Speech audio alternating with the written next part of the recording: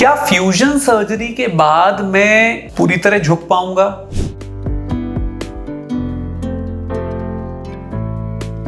Doctor साहब fusion surgery मेरी मत करो, क्योंकि फ्यूजन सर्जरी के बाद मैं झुकूंगा कैसे, मेरी कमर तो चलेगी ही नहीं। डॉक्टर साहब फ्यूजन मुझे नहीं करवाना है। डॉक्टर साहब फ्यूजन से बड़ा डर लगता है, इसमें तो स्क्रू लगेंगे। ये बहुत सारी बातें हमारे पेशेंट्स हमको बताते हैं और बहुत डरते हैं और हिम्मत नहीं हो पाती। मैं समझता हूँ किसी की अगर स्पाइन सर्जरी होगी जिसके लिए इतने सारे स्टीरियोटाइप्स तो ऑलरेडी हैं, हो सकता है आपके घर वाले, आपके फ्रेंड्स, आपकी फैमिली आपको ये बता रही हो कि ये बहुत खतरनाक चीज़ है और आपको डर लग रहा हो और आपके डॉक्टर ये बोल रहे हो कि फ्यूजन की ज़रूरत है, तो क्या फ्यूजन के बाद आप सच में झुक पाएंगे और पूरी तरह झुक पाएंगे? तो सबसे पहले बहुत ज़रूरी है फ्यूजन की मैकेनिक्स को समझना।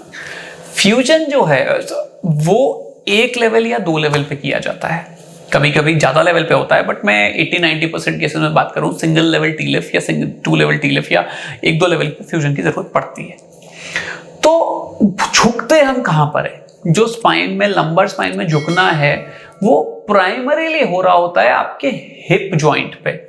आपकी हैमस्ट्रिंग मसल ढीली होनी चाहिए। अगर आपकी हैमस्ट्रिंग मसल ढीली है या हैमस्ट्रिंग आपकी टाइट नहीं है तो आप प्राइमरीली हिप पे झुकते हो।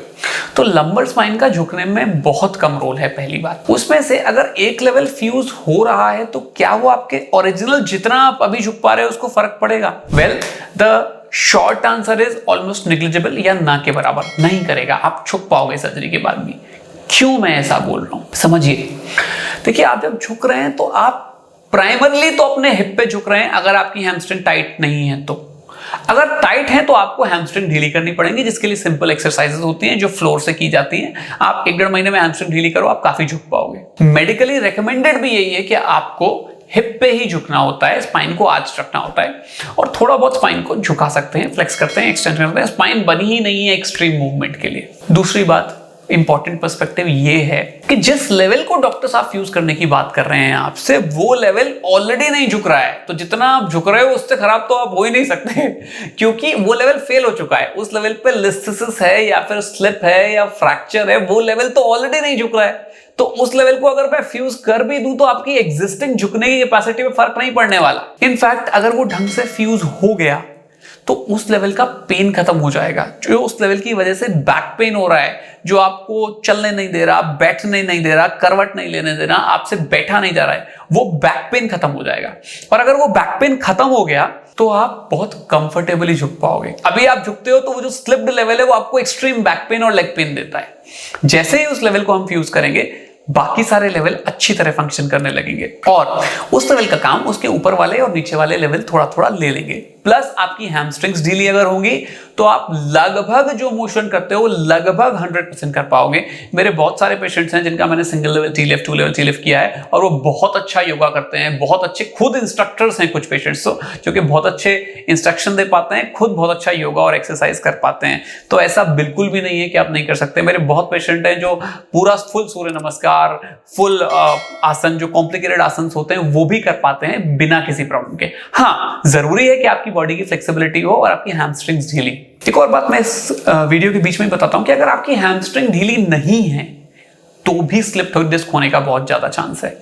हैमस्ट्रिंग ढीली है कि नहीं ये आप पता लगा सकते हो। लेटने के बाद अगर आप अपने पैर को 90 डिग्री या 90 डिग्री से ज्यादा उठा पा रहे हो बिना किसी स्ट्रेच के, तो आपकी हैमस्ट्रिंग ढीली मानी जाएंगी। अगर नहीं है तो आपको हैमस्ट्रिंग पे काम करना चाहिए, क्योंकि हैमस्ट्रिंग टाइट होने की वजह से स्लिप डिस्क हो जाता है। क्योंकि अगर हैमस्ट्रिंग टाइट है तो आप जब भी झुकोगे आप हिप पे नहीं झुक पाओगे, आप स्पाइन पे झुकोगे जो कि ऑलरेडी एक्सट्रीम मोशन के लिए बनी नहीं है और आपको बहुत हाई चांसेस है कि स्लिप डिस्क या फिर पीएलएल इंजरी हो, जिससे फाइनली आपको लेग पेन कभी ना कभी आ जाए। तो अगर ऐसा है, हैमस्ट्रिंग आपकी टाइट है, तो प्लीज हैमस्ट्रिंग लूजनिंग एक्सरसाइज करिए।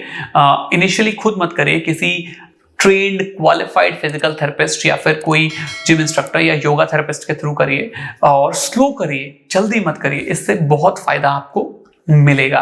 तो ये बात तो टेंशन मत लीजिए कि अगर आपकी फ्यूजन सर्जरी हो रही है, स्पेशली सिंगल लेवल या टू लेवल फ्यूजन है, तो कोई फर्क नहीं पड़ने वाला, कोई दिक्कत नहीं होने वाली। आप बहुत बढ़िया लॉन्ग टर्म में मूवमेंट कर पाओगे, प्रोवाइडेड आप अच्छा रिहैबिलिटेशन, अच्छा पोस्ट ऑपरेटिव प्रोटोकॉल और अच्छी लाइफस्टाइल मेंटेन कर रहे हो।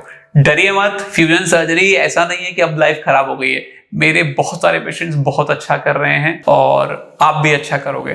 तो अगर आपकी फ्यूजन सर्जरी हो रही है और आपको फ्यूजन बताया गया है तो टेंशन मत लीजिए, बेधड़क फ्यूजन कराइए, आप ठीक हो जाएंगे। मैं आशा करता हूं इस वीडियो से कुछ इंपॉर्टेंट जानकारी मैं आपको दे पाया हूँगा।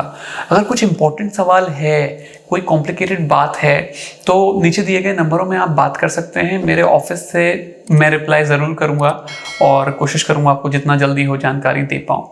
Thank you very much.